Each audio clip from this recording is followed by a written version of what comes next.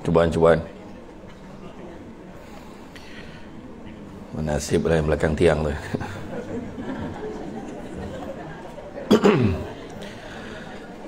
A'udzubillahi minasyaitonirrajim. Bismillahirrahmanirrahim. Assalamualaikum warahmatullahi wabarakatuh. Dan salam sejahtera. Alhamdulillah, alhamdulillahirabbil alamin. Wassalatu wassalamu ala asyrafil anbiya wal mursalin wa ala alihi wa sahbihi ajma'in. Subhanaka la ilma lana illa ma 'allamtana innaka antal alimul hakim. Rabbi syrah li sadri wa yassir li amri wa hlul 'uqdatam min lisani yafqahu qawli. Alhamdulillah, syukur kepada Allah Subhanahu wa taala, segala puji bagi Allah Tuhan sekalian alam. Salawat dan salam ke atas junjungan besar Nabi Muhammad sallallahu alaihi wasallam. Terima kasih banyak diucapkan kepada puan pengerusi acara yang bahagia, Puan Siti Esah Ghazali, pengurus cawangan Bank Islam Malaysia Berhad. Bahagia Encik Muhammad Aizat bin Yahya, pengurus cawangan Bank Islam Malaysia Berhad.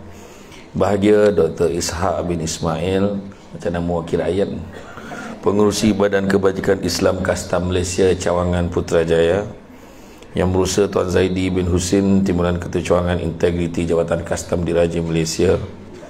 Yang berusaha Ustazah Wan Najmiah binti Wan Muhammad Ali, pengurusi Surau Al-Amin, Ibu Pejabat. Ketua-ketua bahagian, pegawai kanan, wakil-wakil NGO Bakiska Putrajaya, Surau Al-Amin, Ibu Pejabat Bank Islam Malaysia Berhad, barisan urus setia, Datuk-datuk, Datin-datin, tuan-tuan dan puan-puan warga Jabatan Kastam Diraja Malaysia yang dikasihi sekalian. Hui, panjang senarai. Alhamdulillah. Syukur sangat-sangat kerana dengan limpah dan izin yang dapat kita bersama-sama pada petang ini. Bak kata orang, kata adat banyak kiasan, ditunjuk dia tetapi bukan. Bergulung pendek, panjang direntangkan. Memang takkan faham kalau tak dirandungkan. Bila orang ni 9 bercakap, kena dengar sampai habis. Kadang-kadang maksudnya A, belum tentu lagi dia menuju ke situ, kan? Jadi makan sirih berpinang tidak, pinang ada di kota Melaka. Makan sirih mengenyang tidak, tagah dek budi dengan bahasa. Dah orang berpantun, takkan kita tak menjawab. Berjalan-jalan di atas titi, di hujung balai nampak cahaya. Sudah lama kita menanti, akhirnya mikrofon ni sampai kat saya. Jadi tuan-tuan dan puan-puan rahmati Allah sekalian, kan? Jadi bukan apa, kita ni kadang-kadang bila berada di dalam suasana bekerja, kan? Bekerja, tiba-tiba kena datang ceramah bukan satu perkara yang mudah, kan? Nak pada petang hari, kan? Jadi sudah tentunya hari ini 4 Ogos 2023 merupakan hari yang paling bermakna buat kita, sebab kita dapat berpeluang dengan ceramah Samsul Debat petang ini. Maknanya kita gembira sebab salah satunya tak payah kerja, kan? Sebab dengan ceramah, kan, minta lah habis kopak setengah, kan? Tinggal tunggu masa nak pancekat, kan? Jadi tu, jadi contoh. Saya tak cakap orang sini, tempat lain, kan? Sudah tentulah saya juga gembira kerana setelah meraihkan hari kelahiran saya semalam. Jadi jadi sebenarnya bila kita makin lama makin tak excited dengan hari lahir kita, maknanya kita dah menghampiri dah tu. Kan, menghampiri dah dengan kematian. Macam tu ya. Betul. Bila kita dah makin tak excited, kan. Bukan kalau orang tu makin tua makin excited dengan birthday dia, problem orang tu. Kan? Dia makin berusia, tak payahlah buat makan-makan kat rumah sudahlah. Dia kata, kan, dia jadi macam tu. Sebab kita dah makin meningkat usia, kan. Kalau ikutlah umur saya ni, kalau ikut umur arwah abah saya, kan, abah saya dulu meninggal, usia dia 50 tahun. Meninggal muda, tak sakit apa, demam hari ni, esok tu meninggal. Dekat hospital tiba-tiba meninggal. Jadi kalau saya ikut umur arwah abah saya tak sampai 10 tahun lagi nak hidup. Macam tu dia fikir, kira macam tu je. Jadi siapa dah masuk 40 tu tak usah lah perasan sampai 60, 70, kan. Tapi tak rasa sempat ni 100 tahun dah, bukan macam tu, kan. Saya saja je bawa cerita tu, saja nak bagi semut petang-petang macam ni, kan. Saya tak tahu daripada dulu sebelum saya menjadi Syamsul Debat lagi, waktu nama saya Syamsul Amri Ismail lagi, waktu berceramah dulu, saya tak tahu kenapa saya memang nasib saya akan dapat slot petang. Saya tak tahu kenapa. Kalau khusus tu pagi, petang, pagi 8.30, 10.30, 11, 1, 2.30, 4.30. Samsung ni yang bagi pagi, rugi bagi di petang. Dia terpaksa bagi si petang. Saya tak tahu kenapa. Sampai sekarang saya tanya, kenapa agaknya dia pilih si petang? Kan? Antaranya mungkinlah pengamatan. Tapi jangan risau, saya adalah penceramah yang memahami kehendak audiens saya. Saya maknanya kenapa, dan saya adalah sebagai penceramah yang memahami. Saya tak akan kecil hati kalau ada siapa yang berhasrat untuk tidur. Saya tak ada masalah. Saya tak kecil hati. Saya tak akan, tu kenapa tidur? Saya tak akan buat macam tu. Saya takkan buat macam tu. Saya takkan buat macam tu. Terperanjat kau kan? Itulah. Jadi saya takkan buat macam tu sebab memang dah itu kelebihan orang mendengar ceramah. Orang bagi ceramah memang tak boleh tidur. Cuma satu permintaan saya, kalau tidur minta tolong kawal jangan berdengkur. Takut ganggu orang sebelah kita, sebab orang sebelah kita pun nak tidur juga kan. Dia tidurlah sesama macam tu. Jadi hari ni bila sebut tentang hijrah dan istiqamah integriti, tadi diceritakan perjalanan menyentuh hati. Macam mana tadi? Pantun tadi? Perjalanan menyentuh hati, mengorak langkah gitu kan. Betul lah tu. Hijrah tu Nabi, waktu Nabi berhijrah dulu, ada yang sampai tuduh buat tomahan, kata Nabi itu pelarian sebenarnya. Tak betul. Sebab Nabi daripada peristiwa Isra wal Mi'raj lagi, Nabi dah tahu dah. Jibril bagi tahu, kau nampak tak tu Yathrib, kenapa pula tak lama lagi Allah akan perintahkan kamu berhijrah ke sana. Dah tahu awal dah. Kalau Nabi lagi, dulu lagi Nabi lagi, kalau nak cerita orang nak bunuh Nabi, bukan hari tu je Nabi, orang nak bunuh Nabi, lama dah orang nak bunuh Nabi, tak ada Nabi takut dah kan. Jadi tomahan tu yang pertama. Begitu juga kalau kita tengok Nabi waktu berhijrah tu, nak hijrah ni, Nabi berbincang dengan Sayyidina Abu Bakar, susun strategi. Duduk dekat Gua Thur tu sebagai salah satu strategi juga, nak tengok, bagi reda dulu sebelum nak ikut jalan lain. Nampak tak? Dekat Gua Thur nak beritahu benda tu dah dirancangkan teliti. Sebagai bukti, zaman dulu mana ada handphone, mana ada walkie-talkie. Sayyidina Abu Bakar kan, adakah Sayyidina Abu Bakar mesej anak dia, Sayyidatina Asma, aku lapar ni, kau tolong hantar makanan ni, ayah send location. Tak ada. Maknanya Sayyidatina Asma datang pergi menghantar makanan tu pun dah dirancang. Bayangkan naik Gua Thur tu, yang punya tinggi dulu tak ada denai terlaluan macam sekarang. Memanjat Sayyidatina Asma, perjuangan dia menghantar makanan dengan tahap pada ketika itu Sayyidatina Asma syarat mengandung 9 bulan. Cuba fikir kan, bayangkanlah kan. Jadi mana kata nak tunjuk benda ni dirancang kan. Dan kemudian Nabi keluar pun menghadap tu. Nabi keluar bukan Nabi korek jalan bawah tanah, bukan Nabi ikut pintu belakang. Nabi keluar pintu depan menghadap tentera kafir Quraisy yang telah ditawarkan kepada Muhammad ni, dengan nyawa Nabi Muhammad ni mereka akan bayar 100 ekor unta sebagai ganjaran. Tu cerita dia lebih kurang lah. Mana nak tunjuk hijrah ni bukan senang. Dan Nabi sebut, saya tak nak cerita perjalanan tu, semua dah tahu kan, semua dah tahu. Sampai ke Yathrib lah apa, sampai ke Masjid Quba, sampai Quba bin Masjid, semua dah tahu. Tapi nak beritahu, Nabi sebut tiada lagi penghijrahan selepas Fathu Makkah. Yang ada cuma ceramah mal hijrah dekat Jabatan Kastam Diraja. Tak, maksudnya Nabi kata tidak ada penghijrahan selepas Fathu Makkah. Yang ada cuma dua. Apa dia? Itu aja. Bertanya ni koma, darah tak jalan, oksigen sampai ke otak.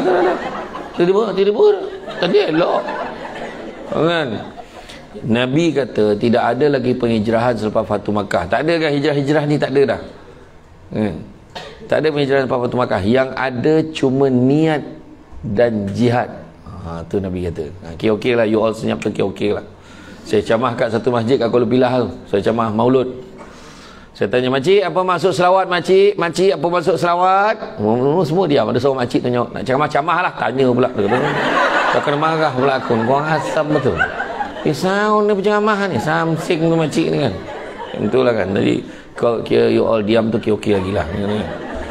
Jadi makna kata yang ada cuma niat dan jihad. Bila Nabi kata hijrah tak ada, tapi niat dan jihad, itu tadi yang diceritakan oleh Dr. Ishak tadi kan. Dia kata sabar kan. Kita nak berubah bukan senang kan. Yang penting tu niat. Kita nak jadikan kerja tu sebagai satu ibadah. Kerja bila ibadah sekiranya disertakan dengan niat. Macam tu lah ayat dia tadi kan. Saya ni bila jadi pendebat, kita nak ribat balik apa orang cakap, kita kena ingat butir cakap dia. Pantun tadi pun ingat. Tapi okey, pantun dia okey. Hari tu ada pengacara majlis tu main basah je pantun. Apa awan berarak berbalam petang, dia kata berarak di celah pohon ara. Tinggi betul pohon ara tu sampai awan tu kat celah pokok tu. Membohong pantun kau ni, kata.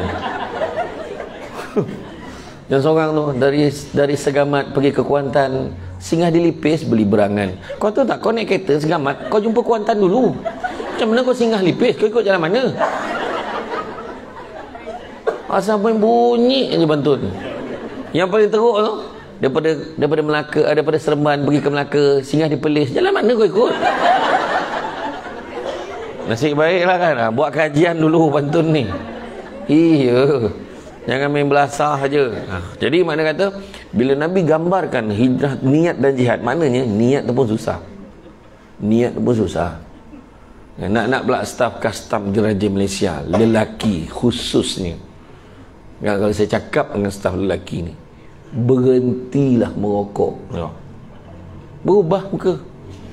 Adalah yang terbabit akan berubah muka. Mak. Alah, rokok pula ceritanya. Dalam hati ni. Sebab nak tunjuk niat pun susah.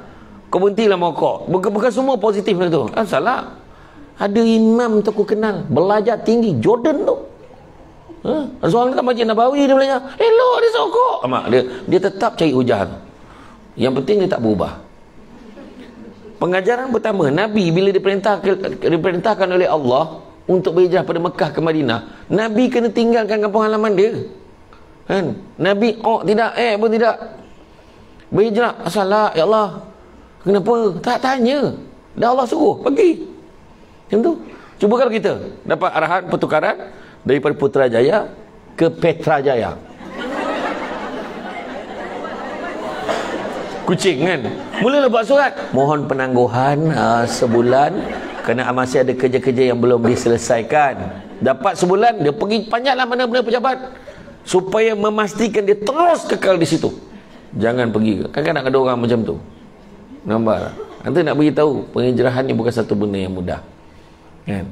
Macam contoh kan, niat ni mustahak, kata cerita tadi kan. Niat tadi mustahak. Contoh nak kuruskan badan.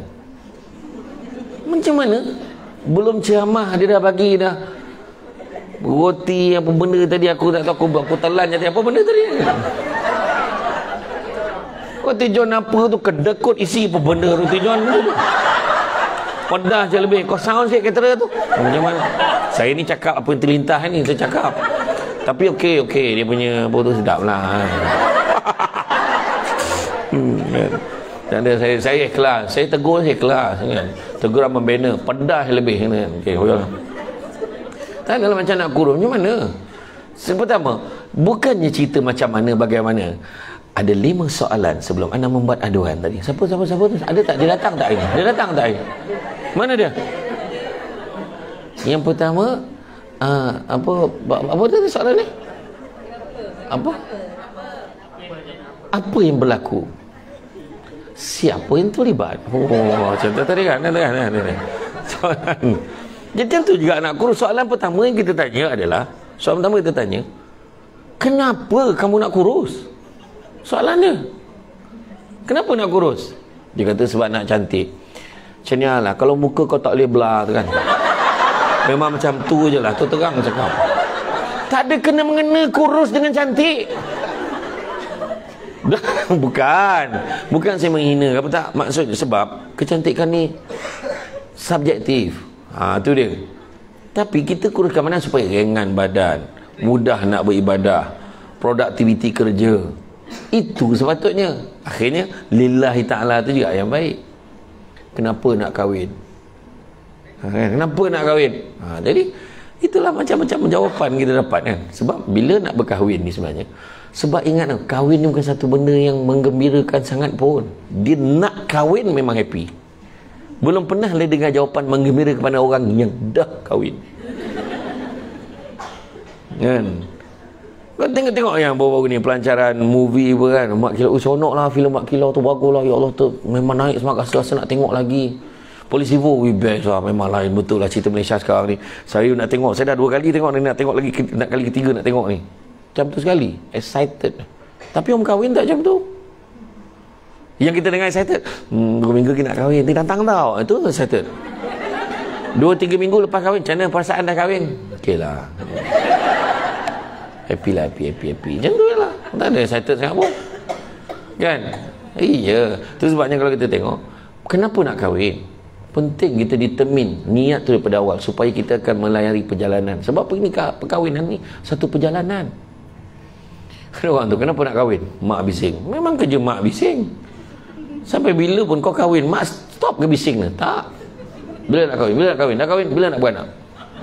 Dah beranak, lelaki je nak kau. Bila dapat nak perempuan? Dapat nak perempuan, beranak je kerja kau. Salah pula beranak tu. Mak ni memang macam tu, kan? Seorang tu, bila nak kahwin, kenapa nak kahwin ni? Kawan habis kahwin lah, dengan saya je belum.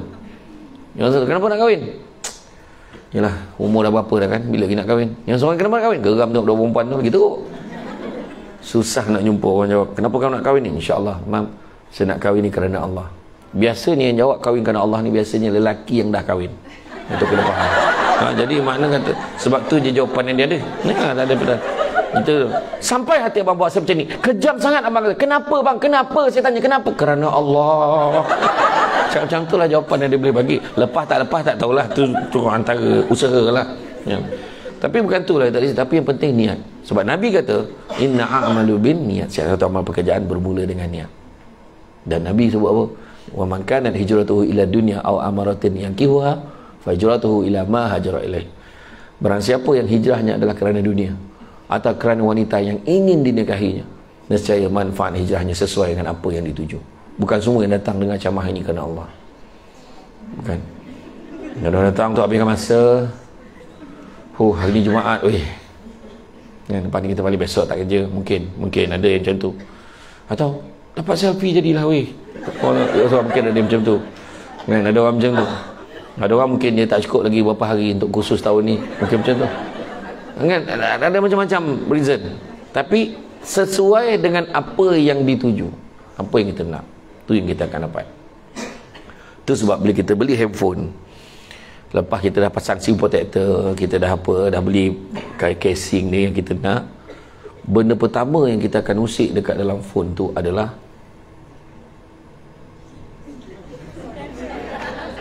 itulah orang perempuan tu lah, kamera lah hidup dah.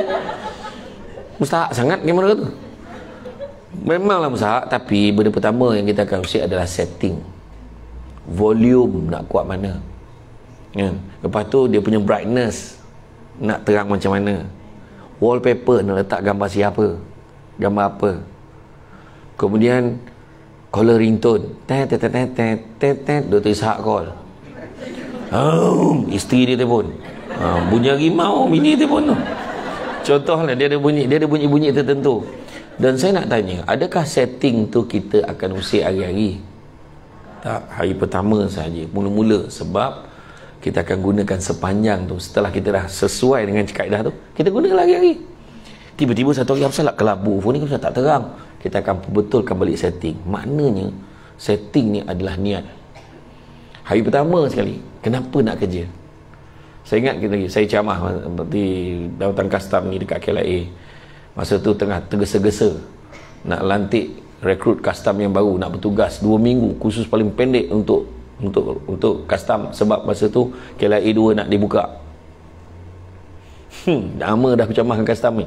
Jadi kalau tanya berapa banyak, saya ingat banyak kali lah. Semua Sabah, Sarawak, Melaka, Johor, Perak, Kelantan, Terengganu, semua dah rasa dah ceramah. Saya ingat lagi masa tu, kan, bukan satu perkara yang senang. Tapi setting yang pertama, kenapa nak kerja? Ada orang tu, aku dapat kerja jadilah weh. Aku dapat kerja jadilah. Aku dapat kerja nanti, aku tak nak apa pun, janji dapat kerja. Kenapa? Kerja kerajaan. Kenapa dapat kerja kerajaan? Terjamin. Kenapa terjamin? Masa saya interview, saya tanya staff kan, kenapa? Apa yang terjamin? Boleh buat loan. Aku tak faham apa kaitan terjamin dengan boleh buat loan. Yelah, loan rumah, loan kereta. Kalau kau tak kerja kerajaan, tak boleh buat loan ke? Boleh. Tapi kalau kerja kerajaan 3 bulan je slip haji. Kerja swasta 6 bulan weh. Itu je masalah, itu je beza dia. Bayangkan ada orang macam tu. Sedangkan Akhirnya bila dia dah kerja, dia kata tadi, kalau aku dapat kerja aku tak nak apa lagi dah. Tapi bila dapat kerja, macam-macam lah dia nak. Kenapa dia naik pangkat, aku tak naik? Kenapa dia dapat APC, aku tak dapat? Kau tengok tu, kerja tak seberapa, dapat APC. Kita ni apa weh? Setiap departmen memang ada wakil syaitanir rajim ni, memang ada. Dia akan hasut kan. Betul tak? Tu belum cerita lagi tu. Kau tengok kalau kursus pergi Kelantan, kursus pergi Cameron, kursus pergi Genting, hantar dia. Sabah Sarawak, hantar dia. Kursus kat KL, Putrajaya, kita. Pasal kursus pun boleh komplain. Akhirnya, tu saya kata tadi, bila tengok skrin tu kelabu, perbetulkan balik setting kita. Niat kita untuk apa? Kan? Kita kadang cakap kan, contoh lah kan, contoh kita cakap, kita nak sangat naik pangkat. Cerita tadilah, saya ambil lah contoh yang Dr. Ishak sebut tadi. Nak sangat naik pangkat. Dengan ni saya umumkan, semua yang hadir hari ni kita naikkan pangkat. Contoh, apa jadi? Siapa nak jadi bos? Semua sofa. Tak ada kursi yang biasa ni, semua sofa dalam ni. Sebab semuanya pengarah, ketua pengarah semua. Contoh, apa nak jadi dengan dunia ni? Dengan ini saya umumkan semua lelaki nak mampus. Contohlah kan, tak boleh kan. Maksud saya tu adalah, kadang-kadang contohlah kita nak sangat naik pangkat. Sekali orang nak sebut-sebut kan, syaitanir rajim tadi, wakil tadi, aku rasa kau tak ada orang lain dah, confirm kau. Kawan ni dia jack kita. Sebab juga kira seniority. Siapa? Engkau tak ada orang lain dah. Aku dah dengar benda itu, memang nama engkau. You engkau ni mandai. Dia punya meyakinkan orang tu. Lepas tu tak dapat. Aku dengar aku tak dapat. Datang balik setan ni. Aduh, aku tak dapat Ya Allah Akbar. Macam mana? Itulah aku cakap, ni mesti ada tangan-tangan yang kotor kat dalam ni. Kau tak tahu ke? Bahagian pengusaha semua manusia kita paling problem kau tu. Dia dah tuduh pula. Dia tuduh pula macam ni. Dia tuduh orang ni. Selagi mana Dr. Ishak tu duduk kat situ, kau takkan rasa naik pangkat. Kau faham? Contoh, dia tuduh lah macam tu. Contoh lah. Lepas tu ayat dia apa tau? Ayat dia apa? Bila tak dapat dia kata apa? Aku memang tak ada rezeki je. Ayat tu yang paling bahaya sekali sebagai seorang Islam, kita sebut macam tu. Aku memang tak ada rezeki kerja kat sini. Ayat dia. Sedangkan ingat tak masa mula nak kerja sini apa yang kau cakap? Apa ayat dia? 5 perkara Allah nak bagi yang kita nak. 5 perkara kita nak, 1 kita tak dapat, kita cakap kita tak dapat rezeki. Nampak tak? Nak rumah besar, nak kereta besar, nak isteri cantik, nak suami handsome contohnya, nak motor ni, nak pakai motor besar, lepas tu nak duit banyak. Dalam 5-5 ni tiba-tiba tak dapat ni. Contoh nak pangkat tinggi, tak dapat naik pangkat, kita kata aku rezeki tak ada. Sedangkan yang 4 ni, ada orang 4 ni pun tak ada. Nampak tak? Contohlah, kalau saya bagi semua lah, pangkat ada, rumah besar ada, suami isteri baik, handsome, terbaik, contoh, duit banyak, selesa, kereta besar, contohnya ada semua. 5-5. Saya ambil benda lain, kita ambil benda lain lah, 5 ni boleh jadi tak ada makna. Contoh, Allah ambil nyawa mak kita. Contoh, 5 ni dah kurang makna. Betul tak tidak? Tanyalah orang yang baru-baru ni beraya, mak dah tak ada, lain. Ayah dah tak ada, lain. Nampak tak? Betul. Ataupun anak tak ada, Allah Ta'ala ambil nyawa anak yang paling kita sayang, contoh, tak ada, lain. Itu sebab saya kata, hati-hati bila kita ni nakkan sesuatu. Itu sebabnya Nabi pun pernah sebut, dalam Quran pun pernah sebut, kamu sukakan sesuatu barangkali dia tidak baik buat kamu. Itu cerita dia. Kenapa tak bagi naik pangkat? Sebab Allah Ta'ala tahu, kalau bagi dia ni naik pangkat, dia tak sedar diri. Mungkin ada. Berapa ramai kan kawan kita yang kita kenal macam tu, dulu kau main baik, makan sesama, bila dia jadi bos, Chania, paku sampai ke lengan. Tiba-tiba dah tak kenal, tak sibuk, lain kali kena call dulu lah, nak datang jumpa. Wah, dulu macam ni BFF, best friend forever. Betul. Tak, saya cerita bagi realiti. Tu sebab kita hati-hati bila kita mungut. Yang kita tengok aku ni tak ada, aku tak ada. Tu sebabnya berhijrah ni, nak cerita ni, berubah sikap.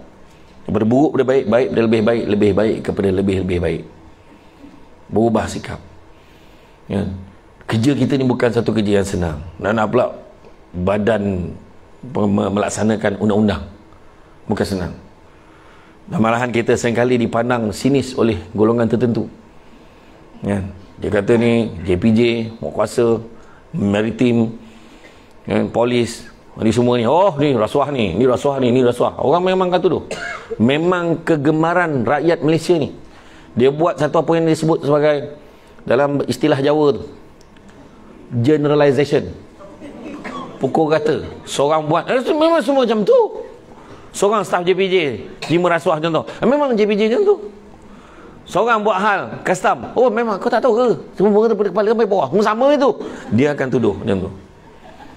Memang betul, itu memang biasa. Kita kena sabar. Tu apa yang kita kena buat, jaga diri kita. Hati-hati. Ya. Sebab saya kata, belajarlah. Hidup kita ni nak senang kan. Hidup kita ni macam tadi kan, dia disebut tadi. Kan? Ajaibnya umat aku ni, kan? Bagi apa pun baik. Tadi ada satu hadis yang dipetik oleh Dr. Ishak tadi. Bagi benda baik dia bersyukur, bagi dia susah dia bersabar. Sebab kita kata as-sabru minal iman. Sabru minal iman. Sabar itu separuh daripada iman. Separuh lagi apa? Tak pernah pula orang tanya separuh lagi apa. Mestilah dah sabar separuh beriman, separuh lagi apa? Dia pun jawab, ambil dah separuh je lah. Ustaz kan tak tanya saya separuh lagi. Dia kata, jangan dia tanya benda tak ada. Dia kata, kan? Kalau sabar separuh beriman, separuh lagi adalah syukur. Nak senang, nak berjaya dalam hidup kita, hijrah pertama kita nak buat. Yang pertama kita nak buat adalah 5 perkara yang kena ada dalam diri kita supaya kita bahagia dunia akhirat. Pertama, sabar. Sabar. Kena sabar. Kedua, syukur. Syukur dengan apa yang ada. Kita duduk dalam ni, mana kita ada kerja. Orang kat luar tu bawa file folder ni, kulu kilir ni, sana-sana ni, nak minta kerja, tak tahu kerja apa. Yang ketiga, percaya pada hikmah. Percaya pada hikmah. Hikmah. Aku ni tak naik pangkat, adalah sebabnya kot. Mungkin hikmah dia, aku boleh balik on time. Kerja macam biasa, orang yang pangkat tinggi ni kadang tengah malam tak balik lagi. Ada je urusan, meeting, baik apa. Kejap-kejap kena pergi sana, kejap pergi sini, kejap Putrajaya, kejap KL. Lepas tu kena pergi escort menteri pula. Nak bye-bye menteri kat airport, dia tak ada kerja. Okay. Baik-baik, Datuk Seri, baik Datuk Seri. Balik. Ya. Iya, ingat apa? Kadang jadi ketua pengarah ni kena buat benda-benda macam tu kadang. Ya. Itu sebabnya tak payah. Kita boleh balik-balik malam menikmati makan malam dengan keluarga. Kita tak naik pangkat biasa je. Balik on time, pergi on time, balik on time. Malam ni pasal malam. Tanyalah Dr. Ishak tu bila last pergi pasal malam pinggiran Senawang tu, tanya dia. Bila dah lama tak pergi. Saya pun dah lama tak pergi pasal malam tu. Orang lelaki ni nampak hebat pasal malam ah. Pasal malam dengan anak nak apa ambil pasal malam boleh lah. Cuba pasal raya nak meninggal buatlah. Kan? Itu kata tadi. Semua tu ada hikmah dia. Mungkin Tuhan tak bagi kita naik pangkat, tapi Tuhan bagi apa? Contohnya, orang tu bagi dia kahwin, cepat dapat jodoh. Cepat dapat jodoh. Jabatan ni pendek dapat jodoh cepat. Ada orang tu jabatan ni panjang, lambat dapat jodoh, tapi dapat yang terbaik. Ada orang tu langsung tak ada jabatan, tak kahwin. Sebab apa? Hikmah dia. Allah bagi dia peluang nak jaga kedua ibu bapa dia sampai ke akhir hayat. Semua ada sebab. Ada orang tu jabatan ni dah lah pendek, banyak kali pula tu pun ada hikmah. Yang faham, tak faham sudah. Rezeki dia. Bagus orang perempuan custom ni. Cerita pasal banyak kali tu dia gelak. Bagus. Maknanya orang perempuan dah mula berfikiran terbuka sekarang. Baguslah.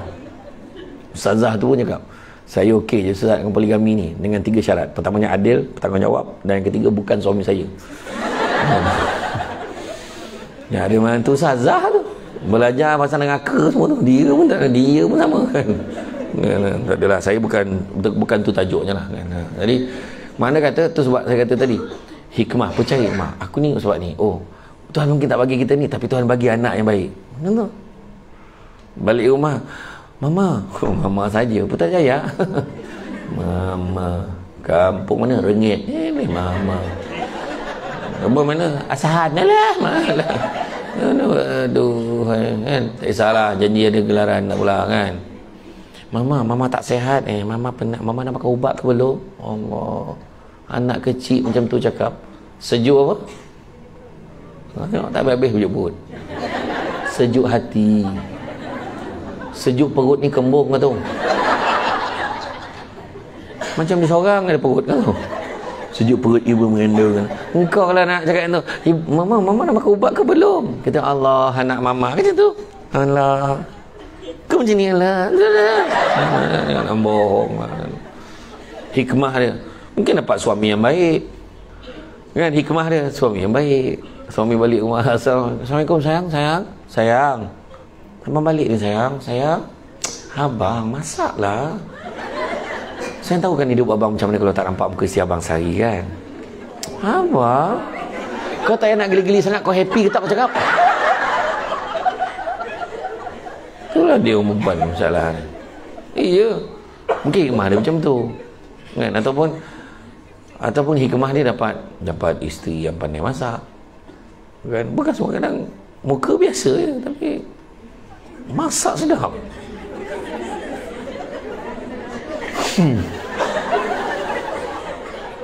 Tak cukup ke dengan biasa? Kau nak luar biasa kenapa? Kau ngumpat apa aku dengar lah. Tadi aku lalu tadi. Ni ngumpat ni. Tingginya. Aku tak dengar. Kalau gelak beria tu betul dia cakap. Aku lempak yang Samsul Debat ni dia lalu macam tu kan. Dengar ni. Wih, dalam TV nampak tua kau hajar tu. Ada je nak komen pasal orang. Dia dalam TV memang macam tu. Lain ni boleh tengok live lain. Faham tau. Aduh, itu sebab kadang hikmah. Isteri pandai masak. Lempar-lempar jadi. Cakap lempar sayur jadi daging. Gila betul. Mana dia buat tu? Rupanya dalam kuali ni memang dah ada daging. Dia lempar sayur tu tambah je. Tak. Yang keempat, redha dengan apa juga ujian yang datang dalam hidup kita. Redha. Kan? Cantik dipandang bulan mengambang tu orang diawan. Kalau dah hidup namanya orang, takkan lari daripada ujian dan dugaan. Hidup memang ada ujian dan dugaan. Percaya pada hikmah. Tanam tabu di topi rumah, cabut ubi sampai ke akar. Kalau hidup membaca hikmah, selaut garam terasa tawar. Ingat tu. Tenang. Dan yang kelima, ikhlas. Apa maksud ikhlas? Yang risau, pejamah tanya, dia jawab balik. Membuat sesuatu tanpa mengharapkan ganjaran manusia. Wa imma, terima kasih pun tidak diharapkan. Itulah yang diajar oleh orang tua dulu. Orang tua dulu nak kuning kahwin, dia dah datang awal, dia selalu nyapu depan rumah orang tu. Dia ambil kursi tu, susun dah kursi tu. Mana pinggan mangkuk kat dapur, tiba-tiba dah bunyi. Lah kau mesti bila kau datang? Tu cuci je. Orang dulu. Lepas tu ayat dia apa? Terima kasih lah kau tolong. Ni apa kau cakap ni? Tak ada apalah. Punya marah. Orang tu cakap terima kasih. Kita hari ni nya, aku tolong dia ikhlas weh. Terima kasih pun tidak. Macam mana kau cakap ikhlas dengan kau harapkan terima kasih pada dia? Nampak tak? Tu saya kata tadi, siapa yang nak naik pangkat, contoh ni, siapa yang akan menentukan kenaikan pangkat dalam dewan ni, siapa? Sebut aja nama.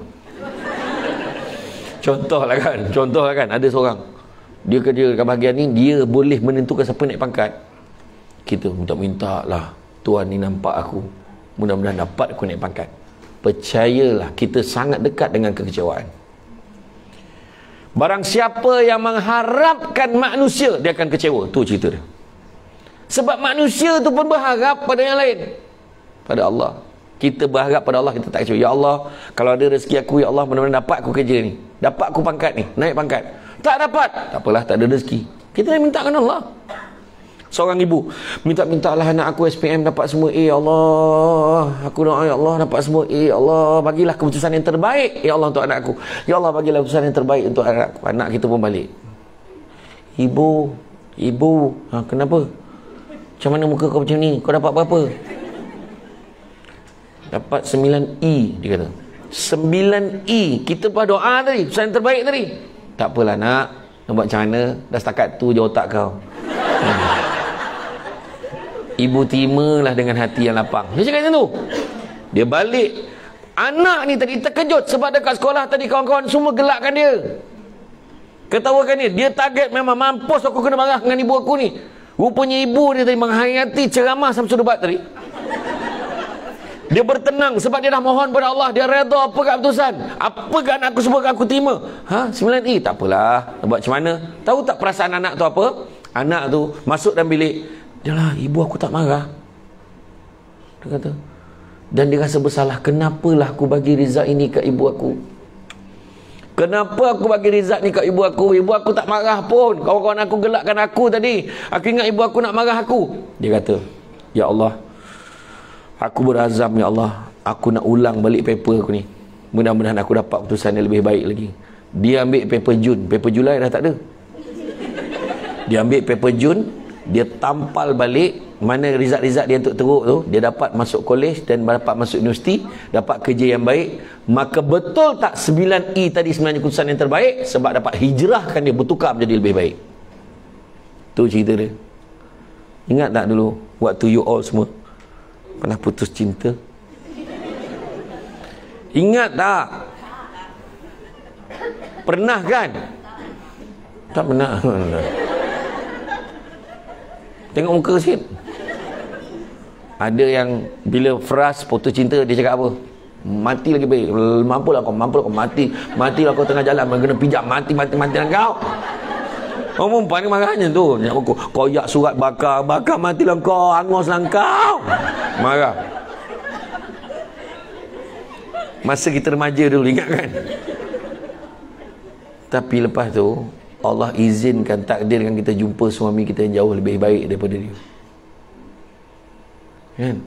Dan kita ada pula di kalangan kita bernasib baik pula dapat tahu ex kita tu hidup dia taklah lebih baik pun. Maka betul tak tu saya kata tadi? Saya kata tadi, sabar. Tuhan nak bagi yang baik-baik untuk kita. Kalau yang bukan Islam ni ada yang percaya pada hukum karma, dia kata. Baik dia belah baik, jahat dia belah jahat. Tak, kita ni tak. Semua baik je. Kan? Kita tengah susah, kita masuk pelaburan patuh syariah. Gambar Samsul Ubat.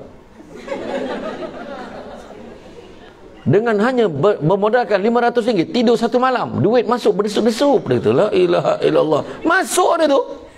Kena tipu, 15,000 kena tipu. Masa tu kita bercakap, bala untuk aku ni. Ada hikmah dia. Hikmah dia apa? Waktu kita susah, kita tahu siapa yang ada dengan kita. Itu kebaikannya. Ada pula yang, aku bukan kawan kau ke? Selama ni kau susah, kau tak pernah minta tolong aku. Macam ni ke kawan? Oh, kawan baik. Berapa kau nak pakai?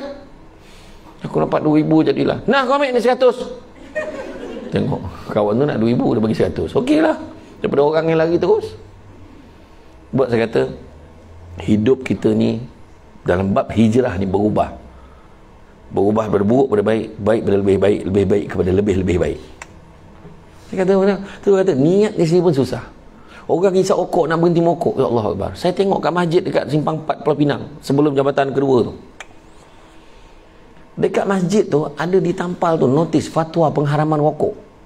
Besar. Dengan dalil hadis ayat Qurannya. Seorang pakcik tu baca notis tu sambil hisap rokok. Boleh bayangkan betapa awkwardnya keadaan tu. Oh, ngeleng dia baca.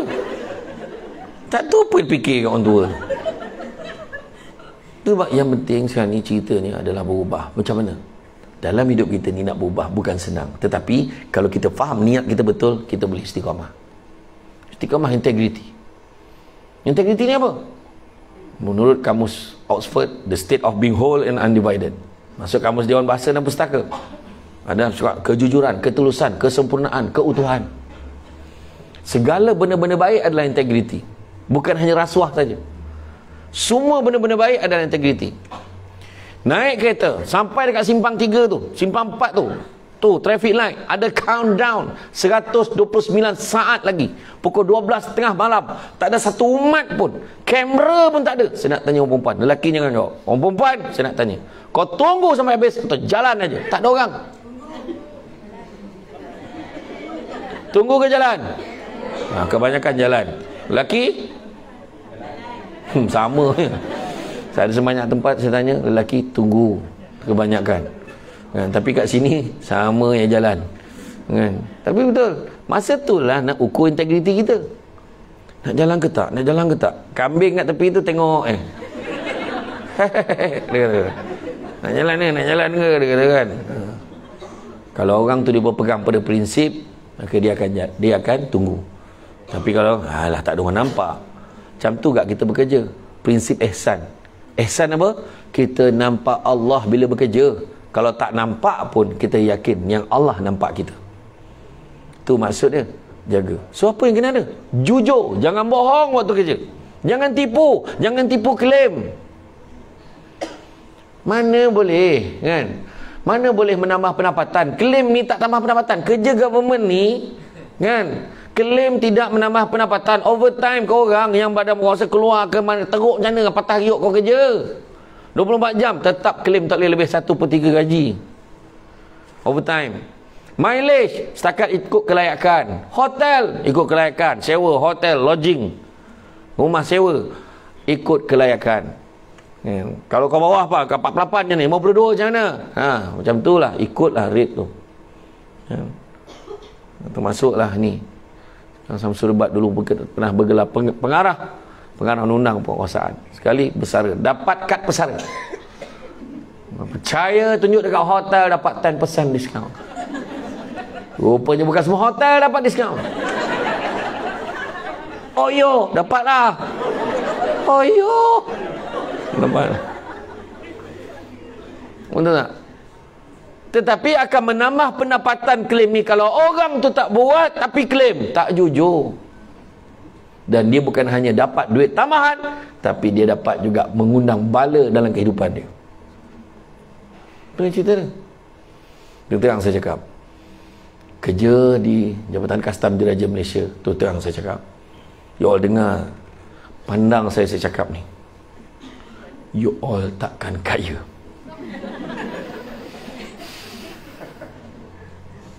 Saya nak tengok reak muka.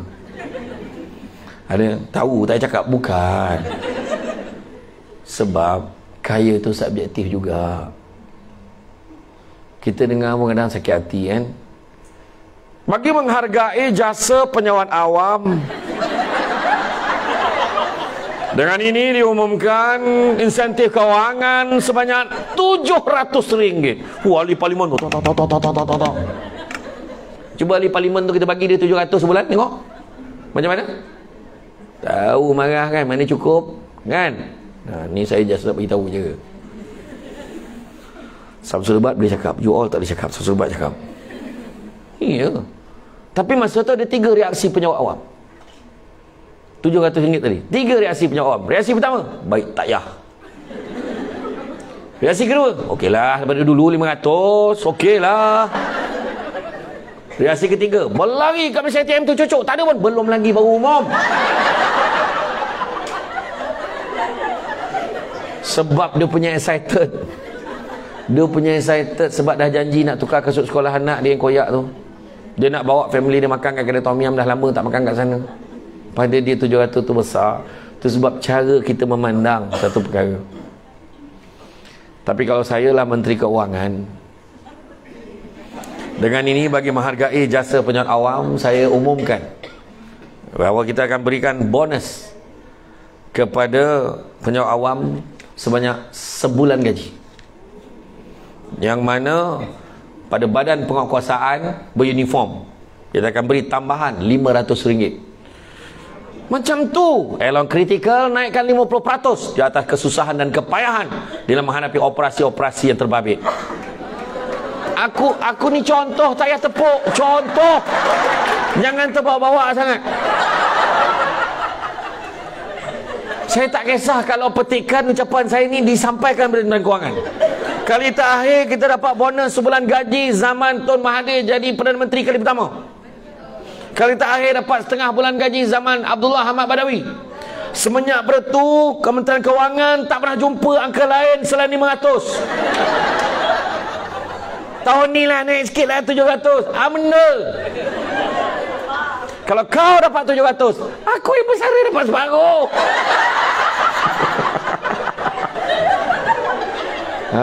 Faham? Oh, patutlah dia beria-ya weh. Belajar syukur dengan apa yang kita ada. Macam tu. Allahu Akbar. Adalah. Tak tu saya kata tadi. Jujur, jangan tipu. Sebab kalau kita tipu, kita mengundang benda tak baik dalam kehidupan kita. Hidup kita ni, jangan nak kerja kaya. Jangan nak kerja kaya. Tapi kejarlah bahagia. Kerana satu hari nanti kita akan sedar. Bukan semua perkara boleh dinilai dengan harganya. Deep tak? Barulah Emir sedar pentingnya kalish dalam hidup dia. Aku tak tengok orang share dalam TikTok.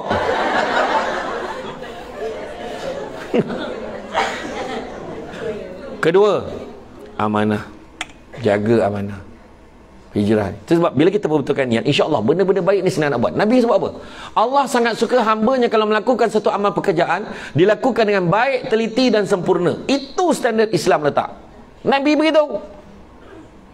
Baik, teliti dan sempurna. Apa hal cincai-cincai ni? Janji siap, janji ada, asbol. Asal boleh? Apa tak? Itu cakap. Sebab saya kata tadi, yang pentingnya sekarang ni kita kena tengok Nabi sini kita letak standard Islam, lakukan amal pekerjaan baik, teliti, sempurna. Tapi ayat selalu sebut, kau tengok kontraktor Melayu tu sengit-sengit. Kau tengok lah, biasalah Melayu macam tu lah. Betul Melayu macam tu. Tapi bila campur nilai-nilai tambah Islam, maka sepatutnya jadi lagi baik. Tu cerita dia. Bawa anak pergi pejabat, duduk diam, jangan kacau mama. Jangan kacau mama, duduk diam. Nak ambil kertas orang selai. Ambil ambil pen soal sebatang. Semua pejabat punya. Kalau benda kecil pun tak boleh jaga, apatah lagi amanah lebih besar. Jangan pandang kecil tau benda tu. Datang pembekal-pembekal Cina, datang dekat pejabat buat claim apa semua. Kan? Ayat kau sempena musim raya Cina, tak ada limau ke tahun ni. Apa hal kau tanya soalan tu? Jangan gadaikan maruah dan prinsip kita hanya dengan sebab sebiji limau. Tahu? Jaga maruah kita. Bawa bakul berisi limau. Sangat berat payah nak jenjeng. Biar mati di baham harimau daripada mati digigit anjing. Faham? Mati kena baham harimau. Steady lah. Dia macam mana mati tu kena baham harimau? Ya ke besar ke harimau tu? Besar jugalah. Nampak steady cerita tu. Ni kena gigit anjing tepi jalan, mengumpul so mati pahal lah. Faham? Macam tu, jaga marah kita. Wahal kau pergi kat tepi-tepi jalan yang pasang kemah tu jual limau mandarin tu, kau beli tepi jalan satu kotak 6-7 ringgit. Apa hal kita nak minta dengan orang? Kita kawan-kawan mah, kau jangan percaya ya tu. Kalau betul lah dia nak bagi, dia kena buktikan dia bagi dekat seluruh penduduk-penduduk Putrajaya ni. Semua, setiap rumah, isi rumah dapat, termasuk kita. Tapi tak apa kau Ustaz, kalau kita share satu jabatan, siapa ajar kau macam tu? Berjemaah kau buat kesalahan tu. Dia tak akan bagi kalau tak ada kepentingan. Ingat tu. Jaga. Dan saya dah pesan dekat semua jabatan ni, kena belajar dengan Jabatan Kastam Diraja Malaysia dalam menjaga integriti ni. Sebab di sini tak berlaku benda tu, di tempat lain. Kena cover siap-siap. Betul. Nampak tak? Amanah. Ketiga, jaga ukhuwah. Jangan sibuk jatuh menjatuhkan antara satu. Kebanyakan jabatan-jabatan kementerian yang terbabit dengan SPRM, kan, nama baik jabatan tu jatuh tercemar berpunca dari dalaman organisasi itu sendiri, bukan luar. Jangan saling jatuh menjatuhkan. Jangan. Kita satu pasukan. Puas hati aku, padan muka dia. Yang dia tak tahu, habis seluruh organisasi. Dulu ada satu agensi tu, saya tak nak sebut lah. Akhirnya orang kecohkan dengan ni. Langsung tak ada dah agensi tu. Saya tak nak sebut lah. Kuncinya tu lah ni. Buang benda-benda tak baik dalam hati. Pertama, buang tamak. Kongsi tak apa. Faham Jangan tamak, kongsi tak apa.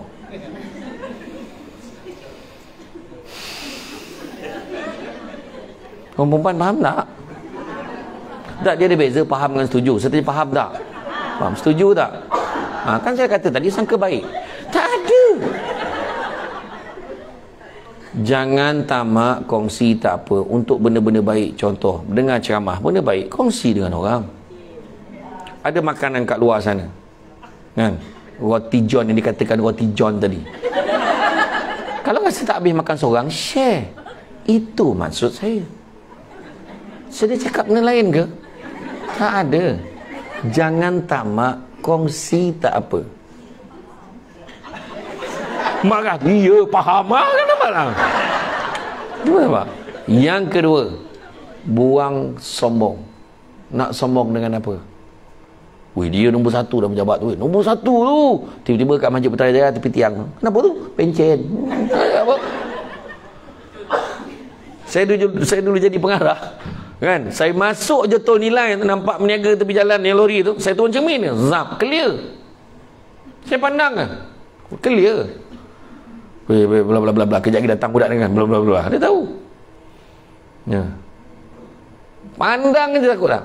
Tapi bila kau dah tak ada jawatan, kau dah dekat pesara. Ya. Macam okey. Dia lah macam tu kat kita. Ya. Nak kata apa? Kena terima. Ya. Iya, kita ni tak selama-lamanya.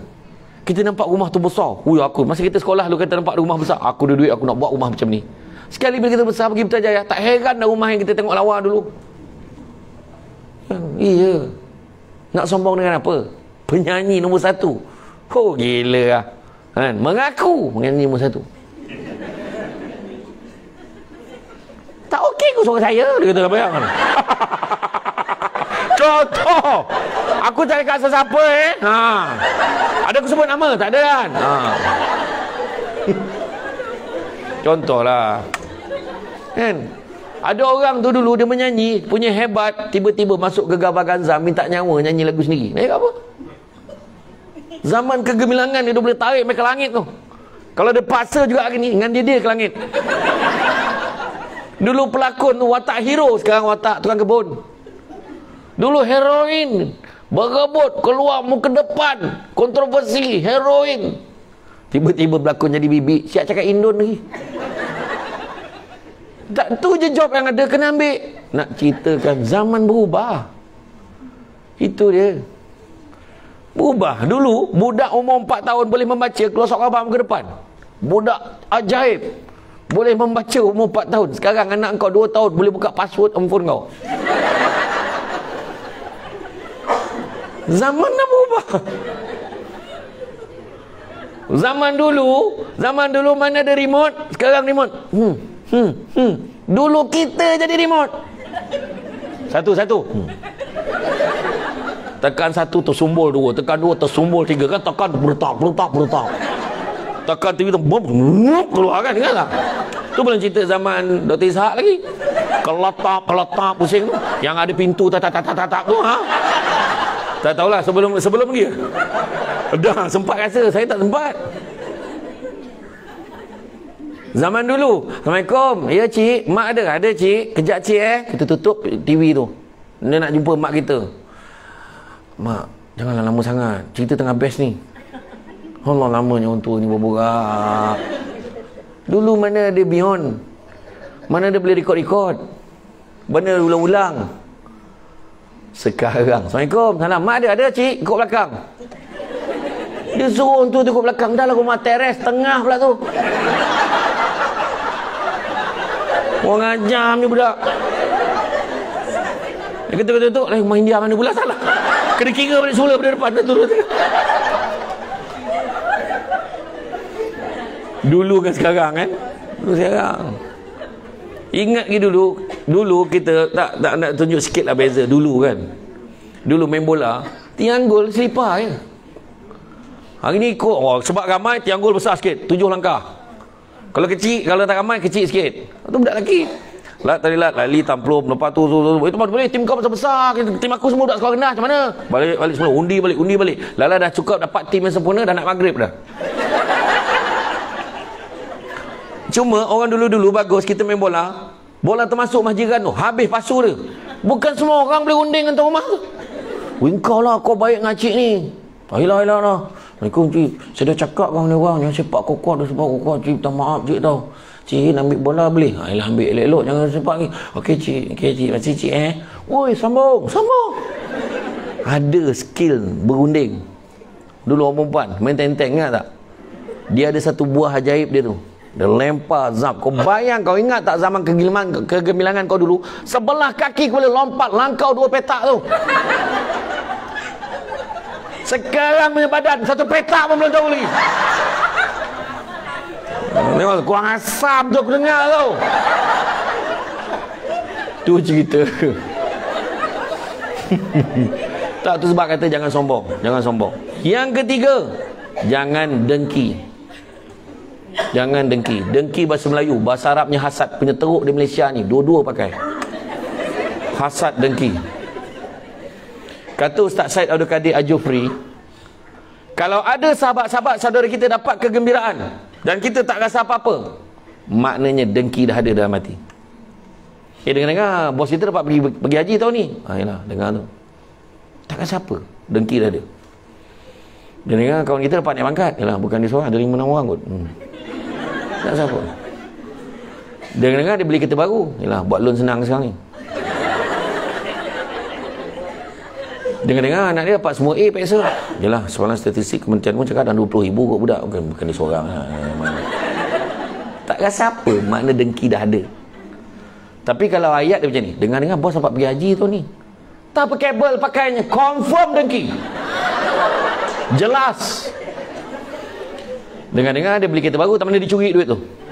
Dengar-dengar dia dapat naik pangkat, tak apa dijilatnya bos tu. Dengar-dengar anak dapat semua macam anak dia seorang pandai, confirm dengki. Dia sepatutnya apa? Dengar-dengar bos kita dapat pergi haji tu ni. Ya ke ya Allah, bestnya ya Allah aku nak jumpa dia lah bos. Kalau bos pergi nanti, bos jangan lupa doakan saya tau. Saya penat sangat pergi, bos doakan saya tau. InsyaAllah. Dah daftar belum? Belum. Macam mana? Siapa yang baru daftar hari ni, insyaAllah kalau tak ada apa-apa aram lintang, boleh pergi pada tahun 2148. 3 kali kau mati hidup tak boleh pergi tu. Mati hidup dah lah, belum mati balik. No. 3 kali. Tapi kalau buat rayuan lah, boleh buat rayuan. Itulah kelebihan bank Islam. Tengok bank Islam, tak sia-sia taja. Aku tak sebut kelebihan, dia dah tepuk dulu dah. Pergi bank, kalau ada kad bank Islam, buka akaun bank Islam, pergi buat haji hari itu, cocok duit kat mana-mana bank dekat Tanah Suci, tak ada charge. Hari tu orang tu cucuk, tak ada, sebab memang tak ada duit dah lah. Dah lah, tak ada charge, duit pun tak ada. Tapi itulah bagus je. Sekarang dengan ada apps Go, kita boleh transfer dekat orang dengan berapa ribu, tak ada limit. Transfer lah. Bagus punya bank. Dulu kena apa? TSC number. Akulah satu-satunya berlaku masalah dalam bank Islam masa itulah. Sehari aku nunggu TSC tu tak ada. Kenapa tak keluar TSC ni? Pernah berlaku kat saya. Rupanya dia kena buat 2-3 kali. Lepas tu tak ada. Lepas tu alhamdulillah dia buat apps Go ni bagus.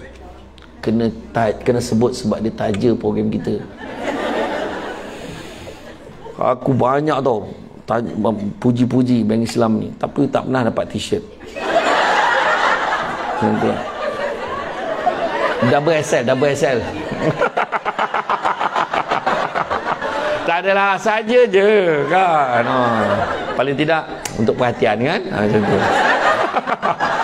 Betul cakap tu. Apa tu? Nampak? Tengok. Saya okey je. Orang perempuan ni, dia kalau dia nak luah perasaan tak boleh simpan, nampak tu. Gua bagi je, saya okey je. Tengok orang tu dapat pergi haji. Tengok, kita rasa happy. Dia dengar dia beli kereta baru. Ya ke? Dia dah lah rajin tumpang orang pergi kerja, boleh kita tumpang dia. Time isi lenyap bawa tidur. Settle, nampak tak? Dengar-dengar dia naik pangkat. Dia ke, ya Allah, papa boleh minta tolong dia. Kita. Dengar-dengar anak dia dapat semua A, PSA. Alhamdulillah. Alhamdulillah, syukur sangat. Ada juga di kalangan staf kita anak dapat pandai. Macam tu. Nampak tak? Kau dengar tak cerita yang Abang Haji tu lah, yang umur 85 tahun tu. Kenapa? Dia kahwin. Biarlah dia kahwin, apa masalah kau? Kau tak dengar habis cerita ni weh. Kenapa pula?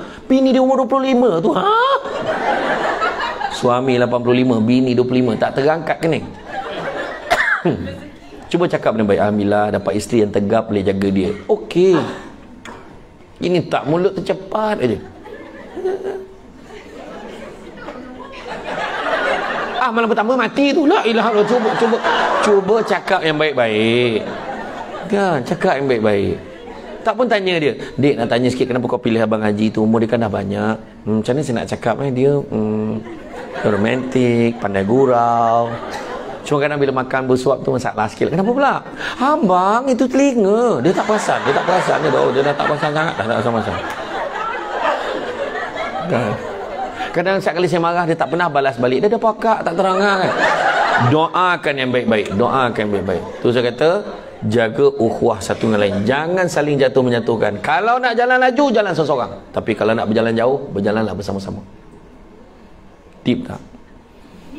Jalan laju, jalan seseorang. Tapi tak tahu lah pergi mana. Tapi kalau kita nak berjalan jauh, berjalanlah bersama-sama. Balik nanti pegang tangan suami kita. Apa? Kalau abang nak jalan laju, jalan seseorang. Kalau abang nak jalan jauh, kita jalan sesama. Macam tu. Macam tu lah.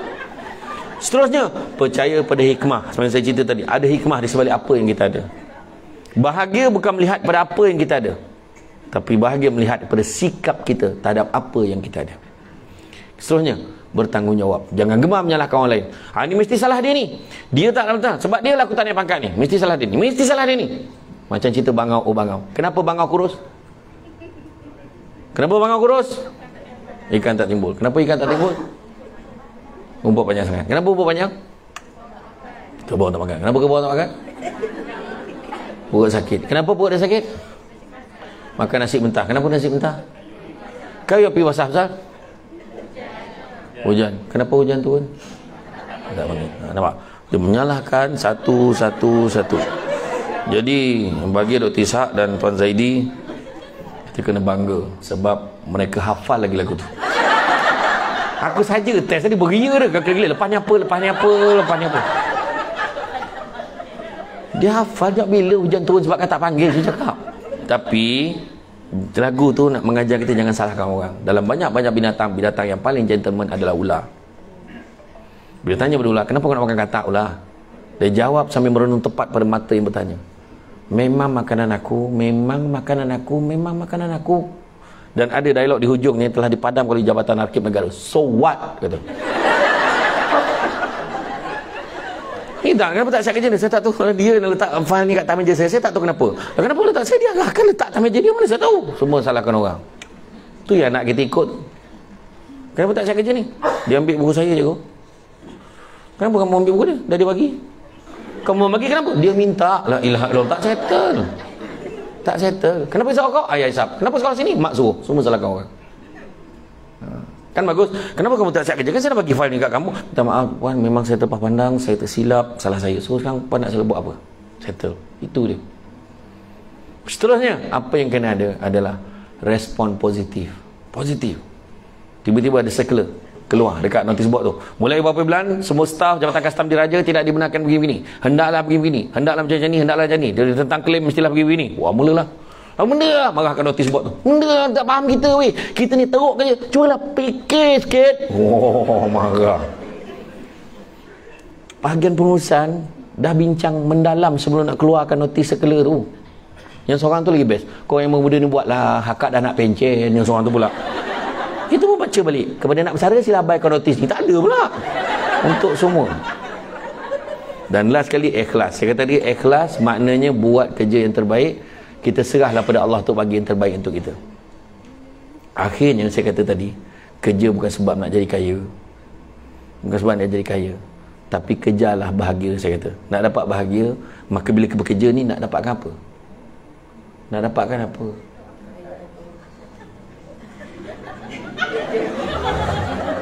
Nak dapatkan apa? Saya nak dengar, betul lah tu, keredaan Allah, apa semua dah, kata lain. Seorang sebut, apa dia? Berkat. Keberkatan. Dapat redha Allah, berkat. Nampak tak?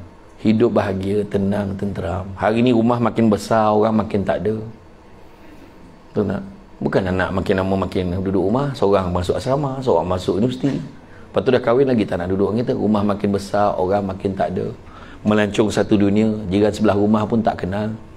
Pakai jam tangan mahal tapi tak pernah tepat waktu. Perubatan semakin canggih, penyakit semakin banyak. Air minuman semakin banyak jenis. Air bersih makin kurang. Air minuman makin banyak jenis. Extra Joss. Kopi kai. Kopi campur temikai. Tembici. Temikai leci. Tak adalah contoh lah. Rakan di media sosial semakin ramai, teman sejati makin tak ada. Mana kawan boleh percaya? Susah senang. Susah dah. Nampak tak? Manusia semakin ramai, kemanusiaan semakin kurang. Sebab saya kata tadi, akhirnya yang kita nak kejar dalam hidup ni bukan kejar apa? Kita nak kejar berkat. Nak tahu berkat tak berkat rezeki kita, ukur kat 7 perkara. Sikit lagi, 7 perkara. Pertama, sikit rasa cukup, banyak boleh kongsi. Pada orang yang tak berkat, sikitnya tak cukup, banyaknya tak puas. Ibarat minum selautan air, tapi dahaganya tak pernah hilang. Itu sebab kita heran tengok ada orang kaya. Tengok heran tengok orang kaya. Allah uji muda dengan tua, sehat dengan sakit, lapang dengan sempit, hidup dengan mati, kaya dengan... Tak, Allah tak uji dengan miskin. Allah uji kaya dengan kecukupan. Ada orang tu kaya tapi tak cukup-cukup, duit dah berjuta dah, macam tu gak kerja macam nak mati sampai ke malam. Tengah buat ketah kerja ni, nak buat kerja sama dengan ni dekat satu syarikat dekat Filipina, nak tambah lagi gandakan keuntungan. Tak cukup-cukup. Kan? Kita ni alhamdulillah ni, saya pergi rumah kat satu Datuk Seri ni. Oh, agaknya rumah Datuk Seri ni mahal gila katnya kan. Tak ada lah Ustaz. Masa saya beli dulu murah lagi, masa tu baru 4 juta. Aku salah tanya ke dia salah jawab. Cuba kalau kau orang kan, ambil lah rumah harga 2 juta, tolak gaji, berapa tinggal? Berapa tinggal? Terkeluar wayar aircon tu, kau tak pasang dah aircon. Rumah tu dapat tarik 50 tahun loan. Yang cangkuk kipas tu kau sangkut hanger je. Abang. Bergema rumah tu, barang tak ada. Makan bang. Suami pun pergi tepi dinding tu, jilat di dinding. Nak makan apa pun tak ada dah. Bukan saya menafikan, kita ni ukur baju badan sendiri kan. Tapi itulah bahasa orang kaya. Dia bukan sombong, tu bahasa dia. Ada satu datuk tu, dia bagi saya makan ada satu kopok tu lepas ceramah. Tu Ustaz rasa kopok ni sedap. Itulah isteri saya pun cakap sedap. Tu yang kita orang beli kilang dia tu. Apalah kau beli kilang dia? Kalau dah sedap kau beli kopok tu banyak, kau bagi orang makan tu sama. Dia beli kilang weh, kasar tu gurau. Nampak tak? Sikit rasa cukup, banyak boleh kongsi, siap boleh sedekah lagi. Kita ada lebih, kita sedekah. Betul tak? Tentu. Yang kedua, rumah tangga rasa bahagia. Suami balik ni, pegang tangan isteri ni, tengah basuh pinggan ni. Sayang, dah. Pergi masuk dalam. Suami basuh pinggan ni dengan tak pakai uniform, tak buka lagi ni, pengurusi Bakiska. Bayang contoh, tak buka lagi, paku tak cabut lagi ni. Saya nak cakap, bahagia tak perempuan macam tu? Bahagia walaupun tu lah sekali dalam 365 hari tu, bahagia dah. Ataupun suami balik, sayang, ni ambil ni voucher spa muslimah ni, ambil, pergi. Hari Sabtu ni pergi. Habis anak kita, anak abang jaga pergi. Nanti cuci rambut, nanti massage, pedicure, manicure semua buat. Abang, susahkan abang aja. Tak susah mana pun, abang booking je, kau bayarlah sendiri. Orang asap ni jantan. Tak adalah bandar bayar dah, Ataupun sampai balik, sayang, bancuh air, kita minum sama. Dah lama kita tak minum sama. Hari ni abang bawa balik kuih lambang kasih sayang kita. Kuih lambang kasih sayang, abang ni biar betul. Iya, kuih apa abang bawa tu? Kuih kapel. Mana kuih kapel? Cuba tengok dalam tu, kuih cakui. Kan kapel kan kita. Kuih cakui kan kapel kan. Kau pun baru tahu kan kuih tu kuih kapel. Kan. Yang ketiga, anak-anak berjaya dalam bidang dia, tu pun tanda keberkatan. Anak-anak berjaya dalam akademik, dapat nombor 1, 2, 3 dalam kelas. Anak kita dapat nombor 1 dalam subjek. Anak kita dapat nombor 1 anugerah sahsiah terbaik. Allahu Akbar, bangganya. Ataupun anak, kadang orang perempuan dia boleh mengalir mata tu tengok anak dia konvo. Anak kita konvo. Suami kata, kau sabar sikit, ini konvo tadika ni, bukan konvo college yang kau over sangat pahal. Kau jangan terbawa-bawa sangat, kau jangan bagi malu aku, boleh tak? Kan contohlah, kan sekarang kan zaman dia macam tu. Yang keempat, suasana kat tempat kerja, suasana kejiranan dekat rumah kita, kita senang dengan orang, orang senang dengan kita, itu juga tanda keberkatan rezeki. Kelima, bila kita mudah melaksanakan perintah Tuhan, mudah nak buat benda-benda baik, mudah nak tinggalkan benda-benda rasuah, benda-benda tak baik, kita mudah nak bersedekah. Saya tahu orang sini mudah nak bersedekah, mudah nak tolong orang, mudah nak sembahyang, mudah nak puasa, mudah nak ngaji, mudah nak ibadah. Itu juga tanda keberkatan rezeki. Keenam, tanda keberkatan rezeki, apabila rumah kita seringkali diziarahi oleh tetamu, itu juga tanda keberkatan rezeki. Tapi itu tak termasuk yang tin Shopee, itu tak kira, tu kau yang order, faham? Abang berkat sampai lagi, tak, itu tak, itu kau yang order, faham? Dan yang ketujuh, apabila doa kita mudah dimakbulkan oleh Allah Ta'ala, itu juga tanda keberkatan rezeki.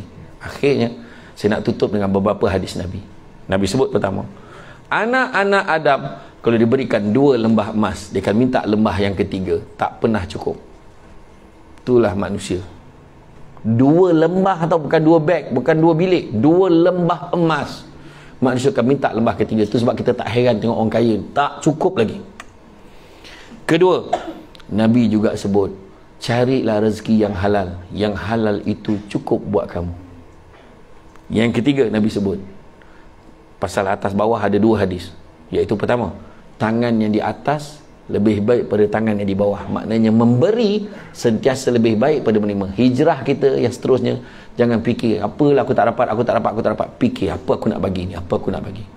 Dan satu lagi pasal hadis atas bawah, Nabi sebut, banyak kalau melihat yang di bawah daripada melihat yang di atas. Kerana melihat yang di bawah, kamu akan lebih bersyukur dengan apa yang kamu ada. Kemudian Nabi juga sebut, manusia yang paling kaya, oh boleh kaya ke punya? Manusia yang paling kaya adalah manusia yang merasa cukup dengan apa yang dia ada. Dan Nabi juga sebut, jangan kamu pandang kecilnya nikmat itu. Alah, kerja biasa-biasa je kat custom tu, jawatan biasa-biasa. Jangan kamu pandang kecilnya nikmat itu, tapi pandanglah siapa yang memberikan nikmat itu. Allah bagi kat kita. Faham Jadi ingat tu, mudah-mudahan ingat apa saya sebut tadi. Bahagia bukan melihat pada apa yang kita ada, tapi sikap kita terhadap apa yang kita ada. Jadi tuan-tuan dan puan-puan sekalian, saya faham signal-signal tu, cara pandangan mata yang merenung tepat. Maknanya saya tidak boleh berada lebih lama di sini, kerana akan mengundang rating saya jatuh. Macam itulah kan. Jadi kan, saya tak boleh. Dia ada yang tidur tak? Dia ada satu doa tu, tak tahu lah Ustazah pernah share tak sebelum ni. So Ustazah share, kalau kita baca doa ni, audience kita akan hilang ngantuk dia. Pernah tak dapat doa? Doa dia senang dia, Bismillahirrahmanirrahim, wabil lahil taufik wal hidayah wassalamualaikum. Saya belum baca lagi tu, baru share je bawah. Ada yang record dah sabarlah kan. Orang ajar je berceramah, ya aku menyalin dia. Tak betul, kalau anda tidur tu wabillah taufik tengah dah habis ke, bangun lah. Tapi saya belum baca lagi lah, sebab nampak semua segar kan. Jadi tuan-tuan dan puan-puan sekalian, bab kata orang sepandai-pandai tupai melompat, akhirnya jatuh ke tanah jua. Walaupun perkongsian sudah tamat, mudah-mudahan meresap ke dalam jiwa. Cantik dipandang rumah penghulu, kayu tu ukir dari papan. Alang-alang menuntut ilmu, sebutir pasir kembangkanlah menjadi intan. Budak-budak membawa galah, nak menjolok buah berangan. Kalau ada silap dan salah, dikata tidak, dicaci jangan. Tenang-tenang air di laut, sampan kelok mudik ke Tanjung. Hati terkenang, mulut menyebut, jasa baik pihak penganjur hari ini menjemput, rasa nak junjung. Untuk makluman pengurusi majlis, pantun saya tak pakai teks. Jadi saja je kan. Jadi saja gua. Jadi cuma sikit makluman saya nak maklumkan, kalau tuan-tuan dan puan-puan ada masa nanti di luar sana ada satu